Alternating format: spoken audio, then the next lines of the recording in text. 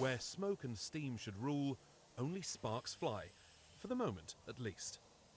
The locomotive that set 1,000 pulses racing, Flying Scotsman, is nearing the end of an overhaul that has lasted a decade.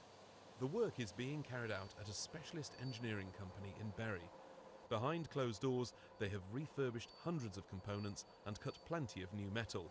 Today, we've been invited for a close-up look at a giant being refreshed. So it's very much coming back together rather than still being taken to pieces? Yeah, the components are now, the major components are on. We've done extensive work at the front end. We actually cut the front end off and rebuilt and renewed all the front. The boiler's had a major overhaul. We're just now piping her up and putting the last few pieces on, if you like.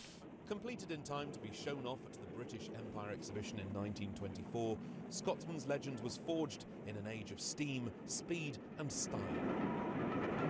In the 60s, British Railways sold it. It then captured imaginations on enthusiasts' excursions, travelled to America and Australia, and stretched the finances of a number of private owners. In 2004, millions of pounds were raised to finally secure it for the National Railway Museum. At the height of steam's popularity, many a young child would have dreamed of sitting in the driver's chair and getting their hands on the controls of this locomotive.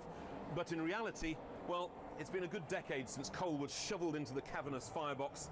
The comeback track for Scotsman has been anything but a smooth ride. There was an awful lot of work to do, and of course it's taken a long time because actually we've been doing that work slowly and carefully with professional staff. A lot of preservation schemes will use a lot of volunteer staff to speed things along, but this is a fully professional job. Does it feel different when you work on such an icon of British engineering? Yeah, you are conscious of that. I think it is at the back of your mind, but you try and not let it get to you and just get on with your job and do the best you can. Have you ever seen Flying Scotsman run? Yes, but I was a bit young to remember. It's been a while. And there will be a lot of people waiting to see the locomotive return to the main line, particularly those who gave to the appeal to save and restore it for the nation.